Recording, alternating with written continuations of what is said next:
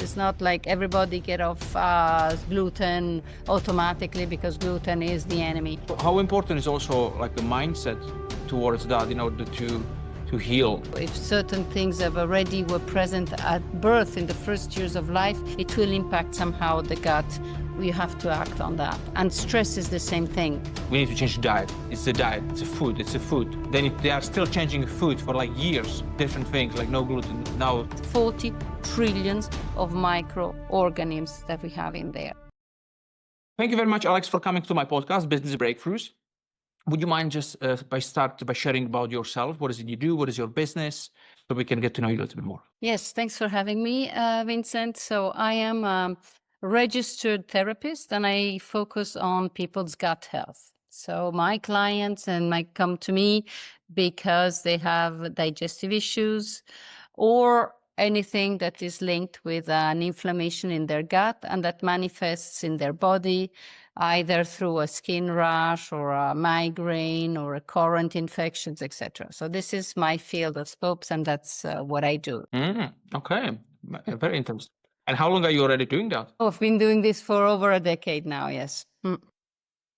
Yeah, it's fascinating. And because in the last 10 years or 15 years, we've seen a lot of research and clinical studies, on average once a week, on the microbiome's role and what they're uncovering with the microbiome. So that's such an important piece in our health. And it's really interesting and nice to be in the action as they uncover more and more about this microbiome, those microorganisms that we have in our gut. Yeah.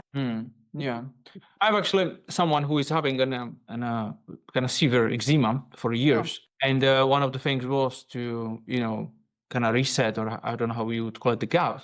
So to work on that to help, and I think he was going through that process, but I think it didn't really heal him at the end. And but the question is like, it's not just going through the process like once, right? It's like also creating some another probably habits. And so would you maybe walk us through, like if somebody's having a problem, like you said, like skin problem or some inflammation, how to work on that gut, what they should be doing, shouldn't, and how long that process can take? So before they heal? Sure. Yes. So I did have quite a few actually men with eczema. It's funny because that's one thing that touches maybe more men than female. So the process can be long or short. It's certainly ongoing because we first of all do a overall questionnaire, and I just try and understand the overall situation of the person, when it started, how it started, if they can recall that. Then we go through the whole things that they have done, how much, if they've taken cortisone creams, if they've done other things, homeopathy or, anti-inflammatory, whatever they've done to try and cope with that, or whatever they have not done. And then we look, of course, at the gut health. So there is very often a stool test that I ask to do. So they receive a kit at home. They do the stool test at home. I receive by email the report, and there we will start working on the gut, because that's with a stool test, you really see what is happening in the gut. So to make it very simple and short, we see if the microbiome is balanced and diverse, which this indicates that it is healthy. It has to be diverse and in balance too. So that's the first step. The second step that we see on a stool test, we see if there is an overgrowth of a commensal bacteria, if there's a pathogen in it, if there is and maybe a little bit of a dysfunction or a fatigue from the pancreas point of view, or the liver, because we see also markers like elastase, steatocrits, and bilirubin that are markers for the pancreas and the liver. We see if there is a permeability, we see the level of inflammation in there, etc. So the markers are quite a few. There are some that are more important than others. And so we have a picture, if you want, like a blood analysis you would do for your general health. This is the picture to understand the health of the microbiome. And from there, we act and we bring a balance or an inflammation down, etc. It could be that it shows that maybe the elastase is high, meaning that the pancreas is having difficulty. So we can support with digestive enzymes. We can have a marker like beta-glucuronidase, which is an enzyme that, if you want, undoes the work of the liver and with a recirculation of toxicity in the gut. So we act on that. There are lots of things that appear on a stool test and that can make it actually actionable to improve the gut health. And as a result, the health overall. It can be the skin eczema, like you mentioned, or it can be recurrent infections or whatever else. So that's a starting point. With that, obviously, there's a protocol of supplements and whatever it's needed in that case. Plus, of course, dietary interventions, because there are foods that are inflammatory more than others. Now, there is a little bit of a bio-individuality from one person to another, of course. It's not like everybody get off gluten automatically because gluten is the enemy.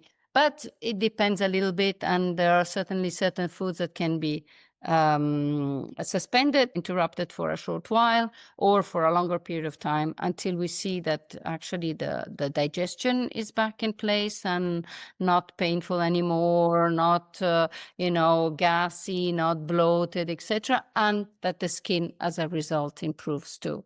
So we're really going to the root cause of the trigger that has led to an inflammation that it's showing itself in another part of the body. And so it gives quite some satisfaction because we managed to solve issues that have been going on. And something that is ongoing doesn't really solve itself in general. It actually gets worse. It doesn't get any better.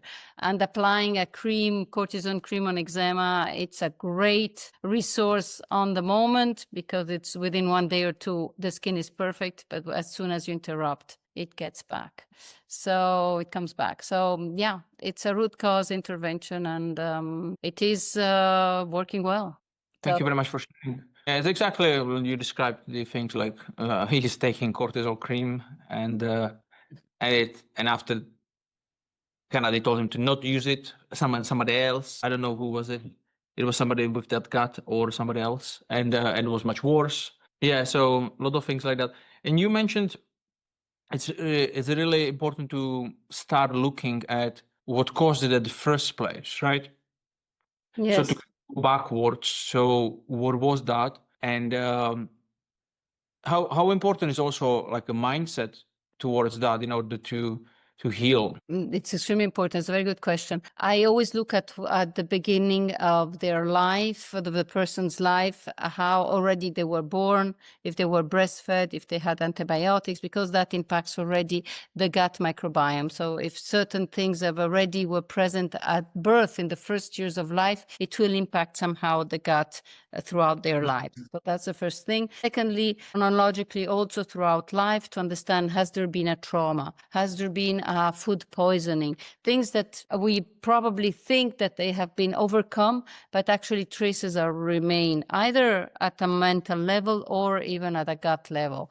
Plus, we know that the two communicate together. So the chronology of events, understanding if the person has traveled a lot, if the person has had, food poisonings, or if the person has had a very bad diet for a very long time, if the person is extremely stressed, it's very important for me to understand that, because from there I will be able to put in place also measures to cope with that.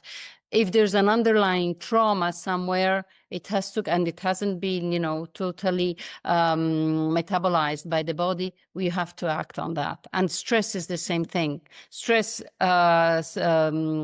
leads to a secretion of cortisol, which is a very inflammatory hormone. It's a survival hormone. We need it for an acute reaction immediately, but then we have to come down and not be in a chronic stress all day long, because this cortisol is inflammatory in the long run. So yeah, there is not an extremely good healing if we do not address the other things. If a person cannot somehow manage the stress levels, he will always have flares, because the flares of eczema, they're driven a lot by stress too. So yeah, very important component, yes. Yeah, this particular person, because I know him very well, it's actually, I think there's a lot of stress going on in the life. And the only thing basically they are focusing on is like, okay, we need to change the diet. It's the diet, it's a food. Then if they are still changing food for like years, different things like no gluten, now thing which is in a lot of vegetable, even like no, don't have that. But I think is like you mentioned, a lot of stress and what happened in the past. But it's very difficult for those people to kind of get help or admit something like that, which obviously we suggested, but they wouldn't listen. They think it's just a food. Do you have anything like how to go or around on those things with those people? Well, I think that doing the stool test helps because they see actually the markers that are Yeah. red. They have another understanding of the situation. Yeah. And then, yeah, it's a question of explaining to them. Some foods are more inflammatory than others, but at a certain point, if the digestion is really bad, all the foods become inflammatory. Being always on the same diet, very restrictive, and always eating the same foods makes, your gut become inflamed with those foods, which were not at the beginning. And more importantly, you have this microbiome. The microbiome is at least, because we're not sure, but at least 40 trillions of microorganisms that we have in there. So you feed them with different things because they're 40 trillions. They don't eat the same thing. Some feed on one type of fiber, another one will prefer another type of fiber. So if your diet is very restrictive, you're only actually supporting one part or a fraction of your microbiome. And this, of course, will lead to a decrease in diversity, a decrease in balance, because the balance between the different families of these microbiomes is extremely important, and it will have negative effects. So this fashion of taking out foods, restrictive diet, elimination diet, they make sense in a very limited period of time as we reduce an inflammation, but they have to be brought back, because most of the foods, if they're, natural foods, are grown outside in nature. They're healthy. They bring different types of minerals, vitamins. They all have a function. What does not have a function is the ultra processed and processed foods, but that's not even, the question here. So yeah, I have a lot of people that come to me and they are on such restrictive diets. They have 4 or 5 foods left. Yeah. I was very surprised because they just started with that one, like, I don't know, 2 months ago, and they basically gave us like peppers and bananas and a lot of another vegetable. You cannot eat that. And like, no. In that book, they are saying there is this one thing. I don't know what it is. I'm not an expert in that. And I cannot have that. And I'm testing it now. And they give me all this vegetable. Yeah, but I mean, the vegetable, it's like, if you cannot even eat a vegetable, which is healthy, if you obviously, at least buy organic or something. So why, why would be even here on the planet? Like, obviously, so there was such a kind of, it didn't make sense. Well, I mean, because they've been restricting themselves, they've been waiting to address it properly, and so the inflammation just spreads more and more. So there are oxalates that are present in vegetables, maybe it's that, and there are compounds that actually can lead in certain people to developing more gallbladder stones or kidney stones. So like spinach and chocolate and almonds, they're high, chia seeds, they're high in oxalates, and some people process them less well. Then you have all the category of the FODMAPs, which is all types of sugars that are present in vegetables and many other foods. And when somebody has, some type of, inflammation in the gut, like a SIBO or something, they immediately go on a FODMAP diet to relieve the symptoms. And it does make sense. Absolutely. You have to limit, but what does not make sense is that they keep on going for years like this, because they felt initially a relief in reducing certain foods, and they just keep going, but not understanding that the relief is to act on the gut better and then go back on the foods. So I mean, you have salicylates, amines, oxalates, FODMAPs. You have lots of categories to actually classify all these foods that are natural, raw, outside, and that are good for our health. But sometimes it does make sense to suspend them just a few weeks or so. Yeah. And with the soul test, if you can maybe share, like, how much does it cost? Because you said you ship it, you send it, and like how quickly also people knows some results. It'll be good to know, because I'm not only asking about that person, but me and my wife, we are very interested about health, and it's really good to go know what's going in your body and to see if there are things we can change and make it better.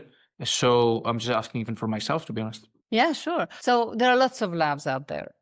They're growing like, we say mushrooms in Italian or in French. Anyway, there are less very good ones. And I work with one of the best ones, actually. They are based in Denmark, and they're an antenna of a big lab in America. And so to have a really kind of a thorough, good quality, good level of a stool test, you have to count around 380 euros per test.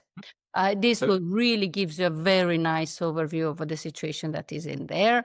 What happens is that the lab actually, I go on the portal, I insert your name and your payment things, and you receive the kit at home that is sent directly from the lab to you. You stool test on a day, better not to do it on a Friday, because otherwise the test sits for 2-3 days at the post office. So it's better to ship it on a working day towards the beginning of the week. And actually it's very easy because it's DHL that comes and picks it up. You have, within your two little box, you have also the DHL bag, and you just send it back to the lab. And within, I would say less than a month, 3 to 4 weeks, we have a report, and then we jump on a call or we meet and we start addressing what is going on. So you have to count for the test to have quite a good one or a very good one. You have to count around 350, 400 euros. Yeah, that sounds good. Sounds reasonable. Good to find out about your health. Yeah, I think it's a very easy price to pay for something to know. Yeah. Yeah. Yeah.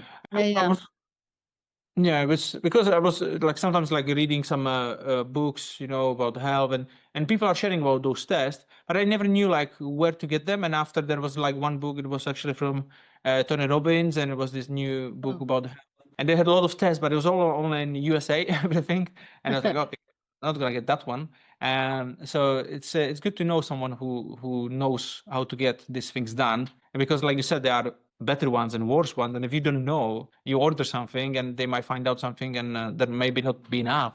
So yeah. Completely. Yeah, no, the reports are at a different level from one lab to the other. Yes. So I did start working with others too. I mean, I was working parallel with one and the other to see and understand, and also because certain clients, they have a smaller budget, but at the end of the day, it does not make any sense to really try and do a cheaper one. You don't have all the markers. You have half of the information. It doesn't lead anywhere, or it leads just partially. And if you have to do it, you do it well and properly. But once you've done the test, it's not finished. That's where the work starts, if you want, because then you have to really start acting on it if something comes up.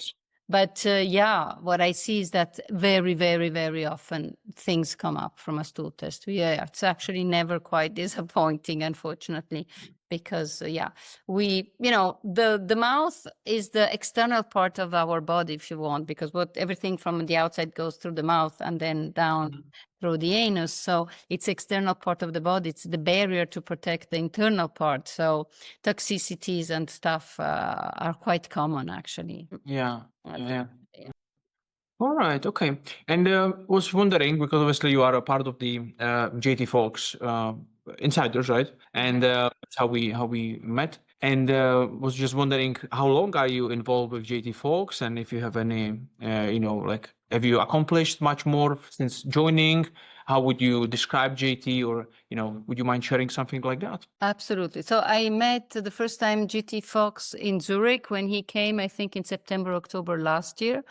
And I decided to go to Mega 24 because I like the energy. I like the energy that he is transmitting when he talks, etc. So there it was a free event. He was talking and telling about what his business and what he accomplished. And I felt this push or this energy, and so I decided to go on the spot immediately when I was there. So I went with my husband. We did the 1%, and then we did the mega thing. And we came back so boosted, so full of energy, so full of motivation, so full of, lists of things to do and get done, that's, to me, that's the biggest value added. Because I'm not in mergers or acquisitions for the moment. I'm developing my brand. I've developed more. I've seen a big change, because I don't know why.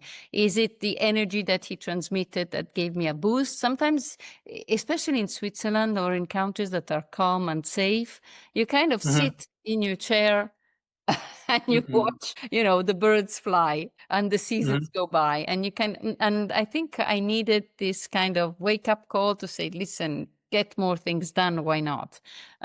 So yeah, he motivated me hugely. And as a result, I did more things. I expanded my business. I have way more clients and demands than before.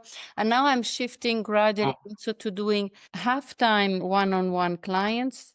Before I was doing only that full-time. Time that, and half time I'm being paid and invited to go to conferences to speak about the gut microbiome or webinars, etc. So I did one yesterday evening. I'm having one at the end of the month again. So I've been asked to collaborate on a writing of a book by a doctor. So yeah, a lot of things have just, started growing and appearing and diversifying a little bit and spreading more this a message that we have to really be careful at our gut, at what we eat, because it's a fundamental piece for our health. Absolutely have, brain gut access, liver gut access, skin gut access, lung gut access, meaning that every system is influenced by the health of the gut. So yeah, it has shifted, it has increased, it's more vibrant or more, there's more energy. So I'm really happy about that. Yeah, that's the biggest, for me, the biggest outcome from meeting GT. Really this energy that he gave me to invest more time, energy, more things into, increasing my business, which was working very well and fine. It's just that, it was a shot of energy. Yeah, I think as well as like when you surround yourself with people who are on a higher level like JT, you kind of find out like what everything is possible, right? Exactly. Yeah, because sometimes you are, like you said, you are running a business and it's successful business, so you feel like, yeah, it's good, I feel good.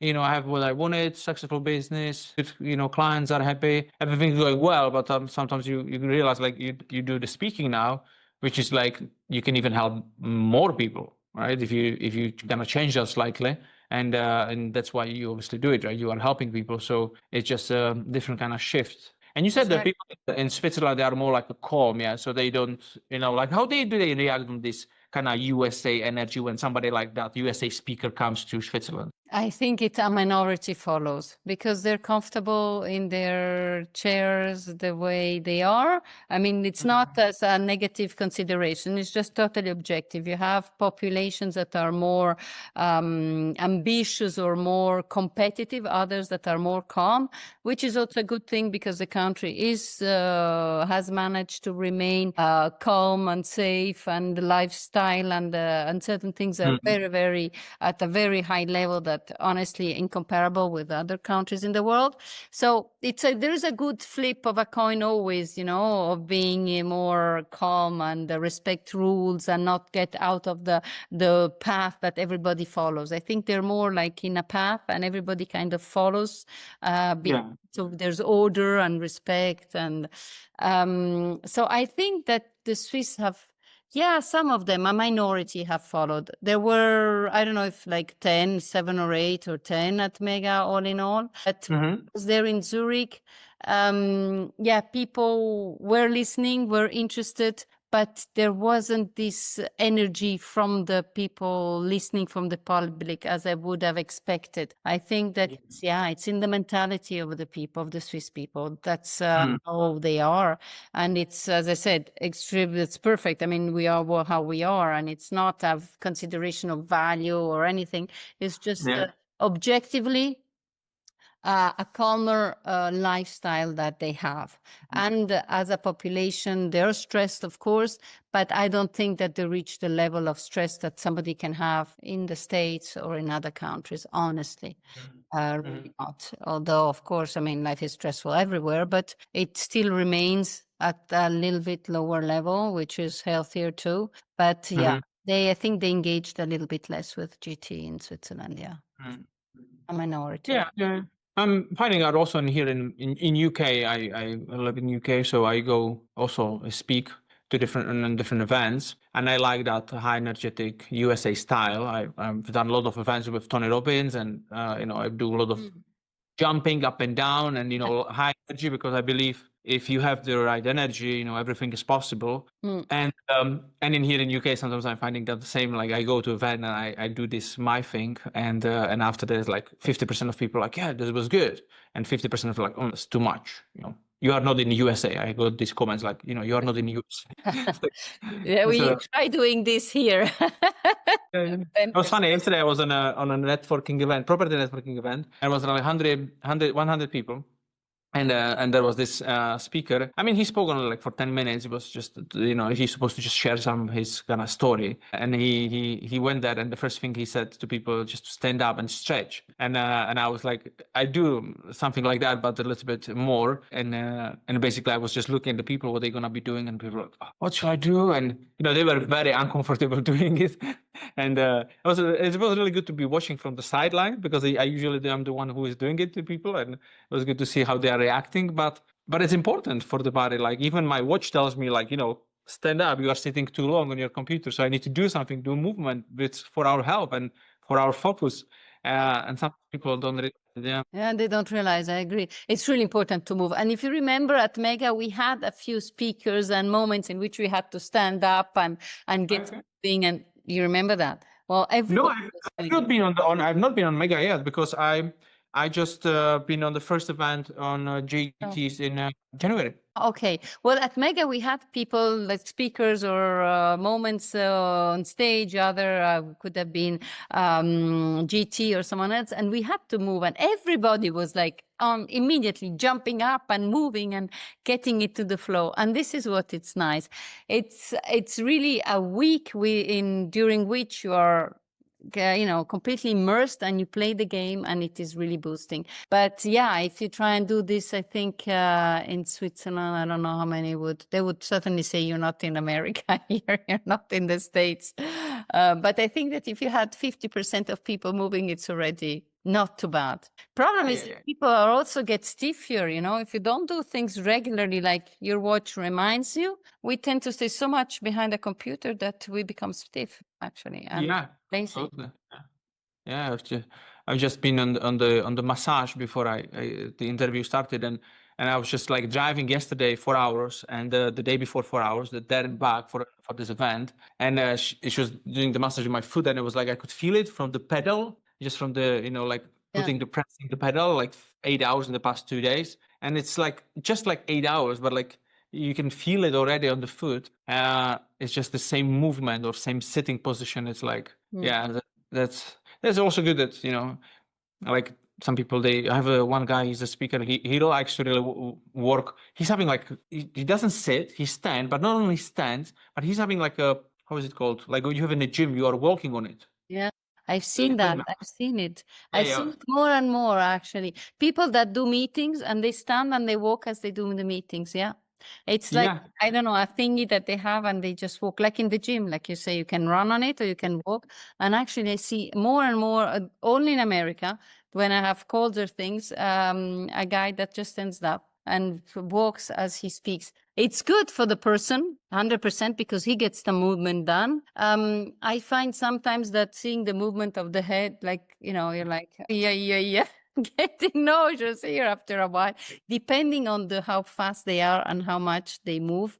Sometimes it's a bit disturbing because I'm sitting and I feel like moving too.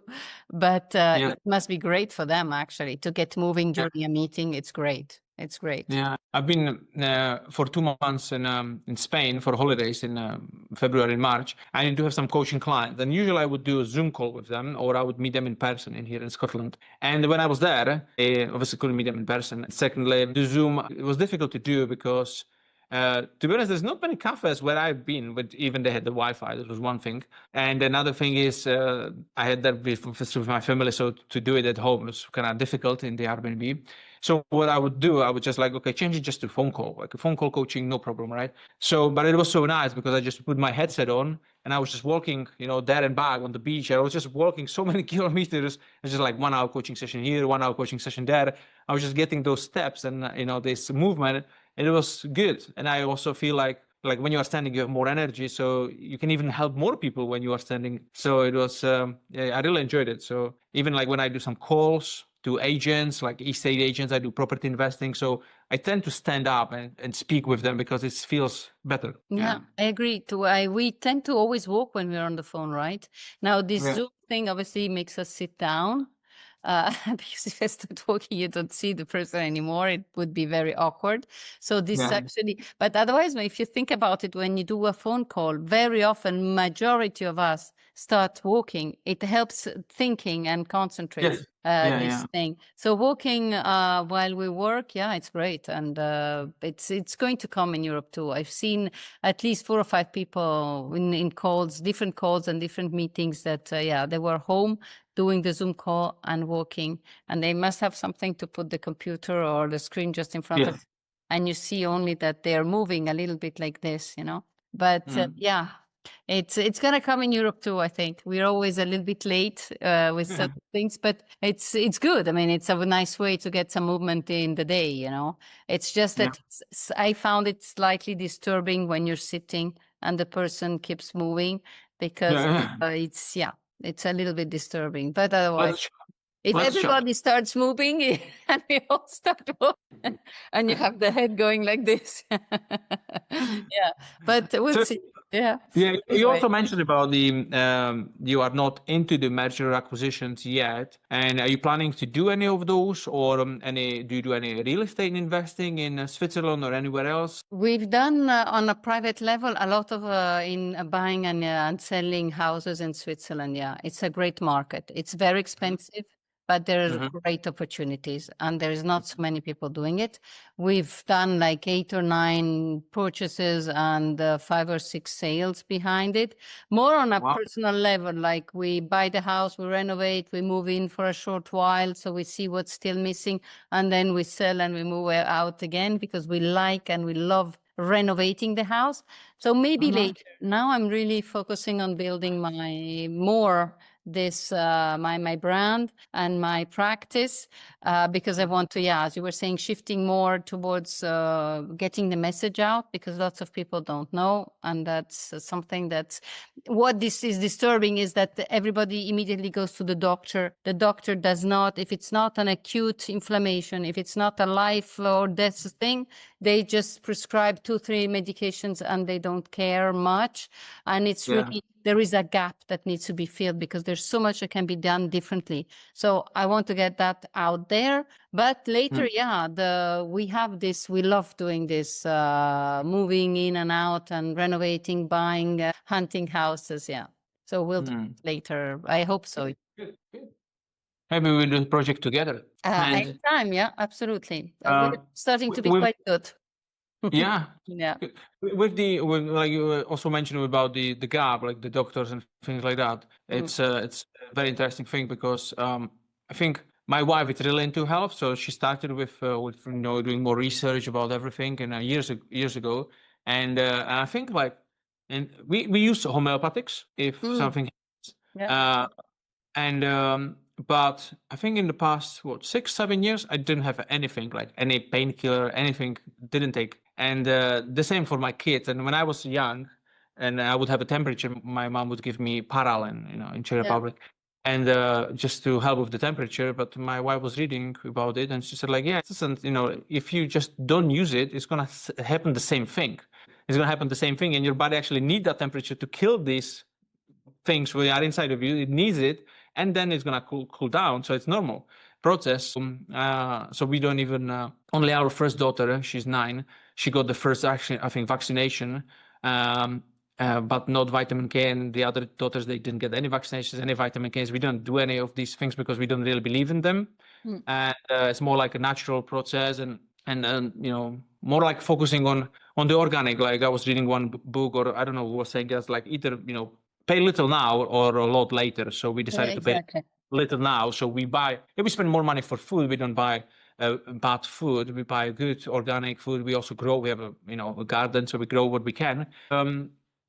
Yeah, I really believe that a lot of people just go to the doctor. And I used to have acne a lot when I was younger. I would just go to the doctor, and they would just give me this alcohol-based something, and I was just putting on myself for like 6 years, and it didn't help at all.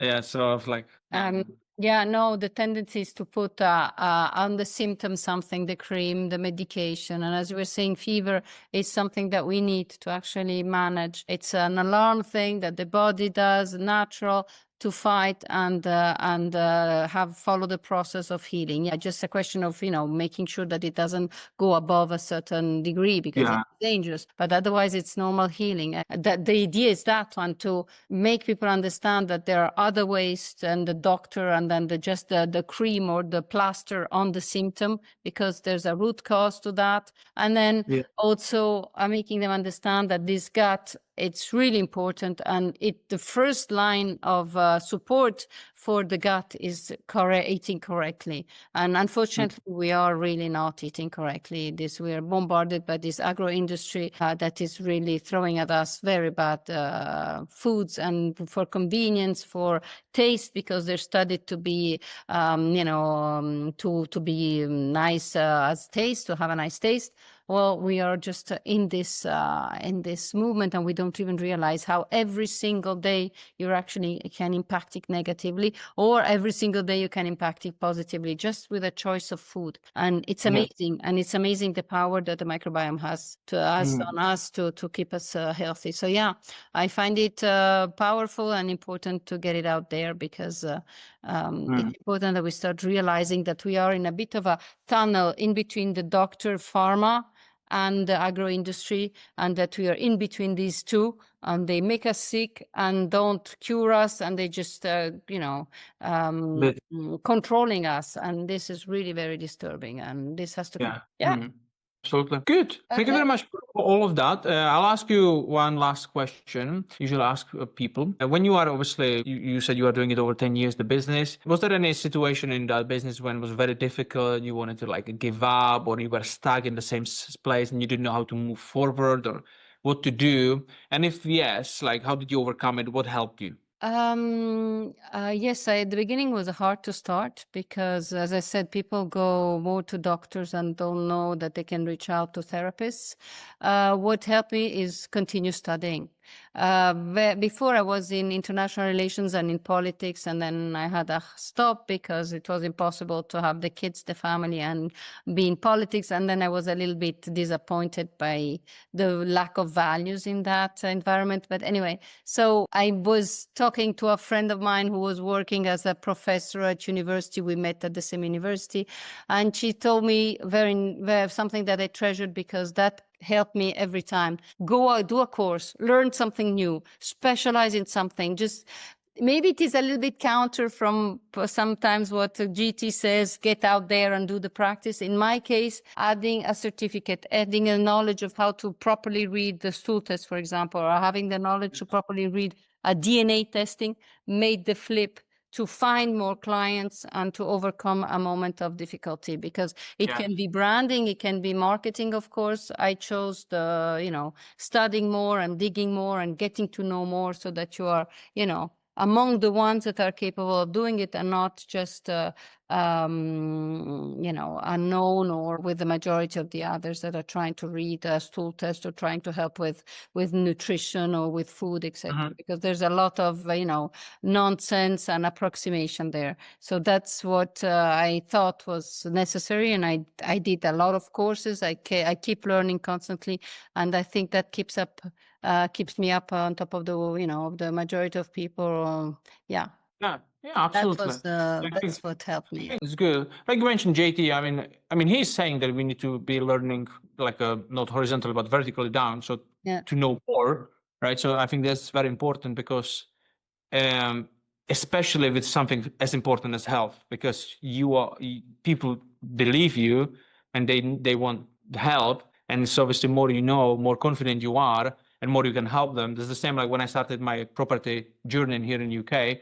Didn't know that much, so obviously it was more difficult, but no more and more I'm in it, so more education I get, obviously training and everything, so it's much easier for me, and also the trust of other people, it's much easier because they can feel the confidence as well because you know the topic. So I think it's important to educate ourselves, and that's why we go to these events and we pay for trainings and doing those things. Yeah. Sure. Thank you very Yeah. much for sharing. I really appreciate it. And thank you again for coming to the podcast. Thank you to you for having me, Vincent. It's been a pleasure. Thank you so much.